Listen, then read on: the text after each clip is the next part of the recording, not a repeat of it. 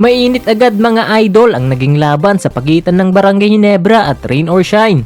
Sa unang minuto pa lang nagkainitan na agad sina Alfrancis Chua at Coach Yang Giao sa gilid ng court. At hindi lang yan, muntik pang magkaroon ng injury matapos mabagsak si Troy Rosario dahil sa pagkatama ng paa niya kay Jalen Johnson. Natawagan pa nga ng flagrant foul si Johnson habang si Coach Yang napatawa na lang sa ilang tawagan ng mga referee. Ramdam mo agad na hindi simpleng laro lang ito, talagang bakbakan at pisikalan ang nangyari. Kaya tara, himayin natin kung paano tinambakan ng Rain or Shine ang Ginebra sa Game 4. Pero bago yan, subscribe ka muna para updated ka sa mga bagong uploads at may iinit na PBA chismis at analysis. Sa opening pa lang ng first quarter, si Justin Brownlee agad ang nagparamdam matapos pumukol mula sa Rainbow Country. Akala ng lahat makukuha agad ng Ginebra ang momentum, pero ibang Rain or Shine ang lumabas ngayon. Bigla silang nagkaroon ng mabilis na run kaya napatawag agad ng timeout si Coach Tim Cone. Halatang hindi agad nabasa ng Ginebra ang adjustments ng Rain or Shine. Under 6-minute mark, nagmala Kobe Bryant pa si Scottie Thompson sa kanyang fade away jumper. Pero kahit pumapasok ang tira ng Ginebra, mas mainit pa rin talaga ang Rain or Shine. Si Santillan naman ang sumagot mula sa tres para palubohin ang kalamangan ng Ross. 20-9, timeout na naman tuloy si Coach Tim. At pagpasok ni Adrian Noco mula sa bench, automatic tres agad ang pinakawalan. Sobrang lakas ng energy ng Rain or Shine ngayon. Pero dito rin nagsimulang uminit lalo ang laban. Bumagsak si Troy Rosario matapos matamaan ang paa niya kay Jalen Johnson.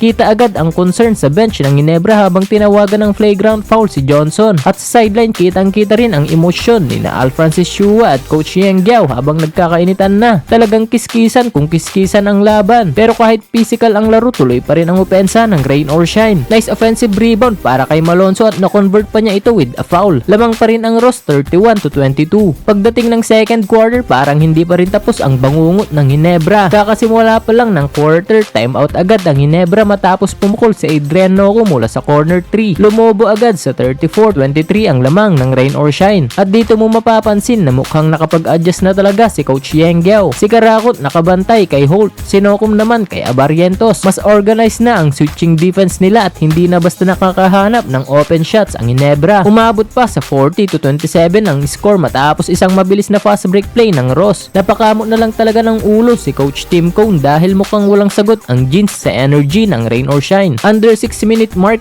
kinain ni Chongson ang depensa ni Abarrientos papasok sa basket at naipasok pa ang free throw. 46-29 na at halatang hindi pa rin makahanap ng momentum ang Ginebra at mas lalo pang lumaki ang lamang nang pumukol si Mamuyak ng tres para itas sa halos 20 points ang kanilang kalamangan. Pinasok na rin si Bo Belga sa under 4-minute mark at agad nagbigay ng energy para sa Rain or Shine. Isa sa pinakamagandang plays ng quarter yung drive ni Mamuyak sa loob tapos gandang pasa kay Clarito para sa easy finish.